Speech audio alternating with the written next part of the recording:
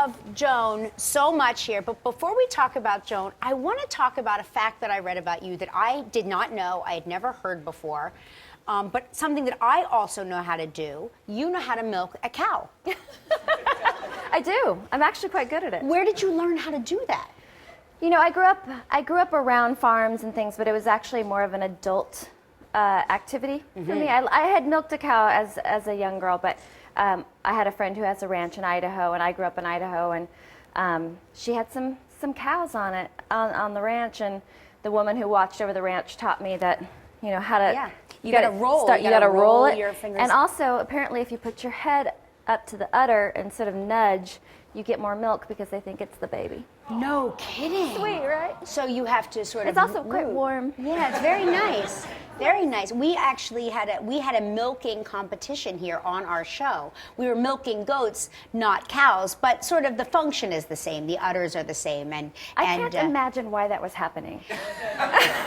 Basically, because the idea of watching Regis Philbin with an udder in his hand was too utterly delicious for us to let. Delicious. We couldn't let it go. So basically, that's why. Now, you and your husband Jeffrey have been married for a while, almost 5 years. We're about to celebrate our 5-year anniversary. Oh my gosh, happy anniversary. Thank you. I know from my own friends who are sort of newlyweds, I consider that newlyweds, the first 5 years, they're under a tremendous pressure from their families to have babies. Do you feel that pressure? We don't really feel it from our families. I think it's sort of a question that people just naturally ask. You get married, you move into a home, you get a puppy, and you know it's sort of the next step. But we've decided it's not really for us, and we have friends with wonderful children that we get to be aunt and uncle to and get to enjoy and go to their birthday parties, and so. My gosh, you're going to look young forever. You really are. Oh, let's hope so. Now, but you do have your little puppy dog. I do. What's her name? Zuzu. Zuzu. And you brought her to work, right? Is that in a makeup chair? Well, I decided it was Bring Your Daughter to Work Day about a week ago. So she's actually in the hair and makeup trailer at Mad Men. And I went to go get some water, and I came back, and they put a little pink bow in her hair, and she was just sitting there in the hair chair. What kind of a dog is that? She's a cockapoo.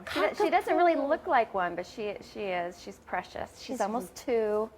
My pride and joy. She's really cute. My gosh. You've been nominated for Best Supporting Actress for your role on Mad Men. How many times now? 4? 4 times. 4 times. My gosh. You're so terrific. You're now shooting sort of the final episodes. Do you miss Joan already? Do you long for more seasons, or I do. Is it bittersweet?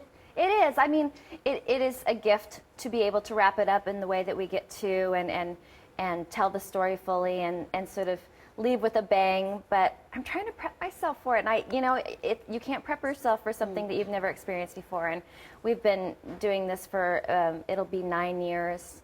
And it's changed our lives, and I love playing Joan so much. I love her. So it's gonna, I don't know how I'm gonna react. I'm trying to, get ready for it. Do you get to keep her clothes? Because Joan has the best clothes. She really Joan does. has wonderful, wonderful clothes. A lot of them are rented.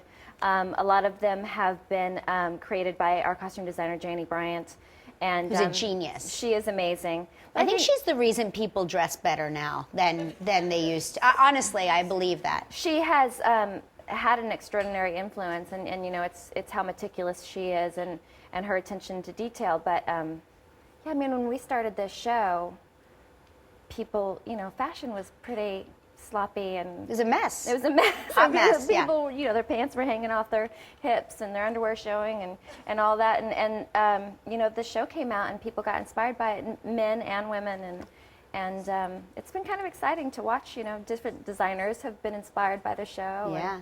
What do you think? What do you fantasize will be the final episode for Joan? Like, if you could write Joan's exit, what would you write? First of all, I could never come up with something more amazing than Matt Weiner, but it would make no sense for the show, but I want her to go out big, you know, like the whole building explodes, or, you know, she just, you know, I've joked about her doing a Thelma and Louise with Roger, you know, off a bridge. Oh my gosh, that's a great, something massive that you'll never ever forget. Yeah. But I'm sure nothing will be satisfying, and I'm sure that he'll come up with something amazing as well. So it'll be tricky. Well, you know, we are all so hooked here on Mad Men. We cannot get enough of it, and we Thank just you. love having you here. I know I'm going to see you Tuesday night, right? Yes, see you Tuesday. Okay. So, Christina Hendricks, everybody, from Mad Men. Season 7, of course, airs Sundays at 10 p.m. on AMC, so make sure you check out